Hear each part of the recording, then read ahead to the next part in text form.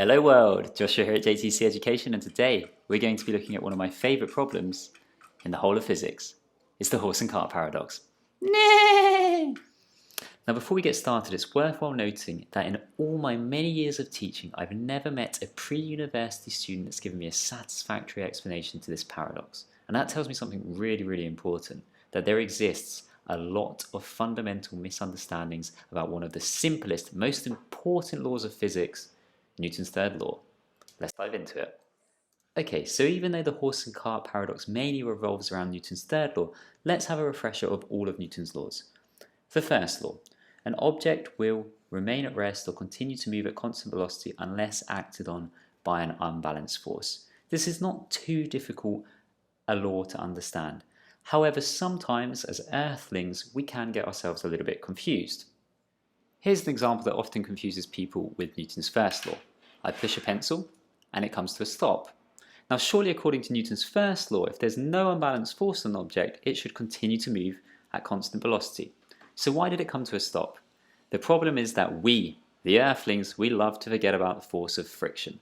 And the moment that I let go of the pencil, there was an unbalanced force on it. It was the force of friction, it was acting backwards, and it caused the pencil to decelerate, and that is why the pencil came to rest. And so that brings us on to Newton's second law. What I have on the screen a really rather wordy definition of this law. But this wordy definition simply says that force on an object is equal to the mass of the object times acceleration. F equals ma, that fantastic equation that rolls off the tip of the tongue. However, just note that if you're sitting your IB A-level or GCSE physics exam, F equals ma isn't quite sufficient because we don't know what F, M and A are in your notation. So just go one step further and write unbalanced force, or you could equally well write resultant force or net force, they're all synonymous terms, equals mass times acceleration. So you don't need to be quite as in-depth as this, don't be quite so bare as this. Here is your perfect Goldilocks definition to Newton's second law. And if you stop to think about it for a second, Newton's first law is actually just a special case of Newton's second law. It's the special case in which unbalanced force equals zero. If I put zero into this equation, given the fact that m cannot be zero, a must also be zero.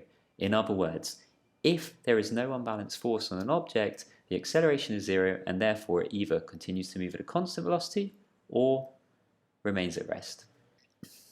And so that brings me on to the most fundamentally misunderstood law in the whole of physics, Newton's third law. It's often defined in textbooks as every action has an equal and opposite reaction. However, I do not approve of this definition, and in a second when we look at the horse and cart paradox, we will see exactly why. So let's do that now. Very good. We've gone through Newton's three laws, but why do these create a paradox for my horse, my cart, and my rather young dashing prince who is sat inside? Well, the young dashing prince orders the horse to pull him. But the horse, being a young, erudite, smart physics undergraduate, says no, I know Newton's third law, and I know that if I pull you, there will be an equal and opposite reaction on me. These two forces are equal and opposite, and therefore there will be no unbalanced force because these two forces will cancel out. And so by Newton's first law, unless we are acted on by an unbalanced force, we will remain at rest forever. So there's the paradox. According to Newton's three laws, a horse and a cart that begin at rest can never ever move anywhere. But we know that's nonsense because we've all seen a horse pulling a cart from rest before. So what is the problem with my explanation? I encourage you all to look at Newton's three laws down below, to think about it for a while, pause the video, and in a moment we'll go through the solution. Pause now. And drum roll please. Here comes the explanation. Well, to explain the horse and cart paradox, I like to get rid of this rubbish textbook definition of Newton's third law down here and introduce this new and improved version. If object A exerts a force on object B, then object B will exert an equal and opposite force on object A. So let's apply that to the horse and the cart. So rather than object A and object B, let's call them object H for horse and object C for cart. And according to this new and improved version, object H will apply force to object C. Let's call it F of horse on cart, and therefore object B, which is the cart in this case, will apply force on object A. We'll call that force of cart on horse. And did you spot the key crux to this explanation? It is that they are acting on different objects. So of course these forces don't cancel. Of course there are still unbalanced forces. They're on different objects. If I push my friend in England over, then my friend in Dubai doesn't fall over because the force was on the friend in England. They're different objects, right? So it makes perfect sense why the cart moves forwards, because there is clearly an unbalanced resultant force in the forwards direction on the cart. But what about the horse? This is more interesting. There's a force only backwards on the horse at the moment. But let's not forget where that backwards force came from in the first place. The horse pushed on the earth, and therefore by Newton's third law, the earth pushed on the horse. Let me mark those forces up. So this is force of horse on earth, and this is force of earth on horse.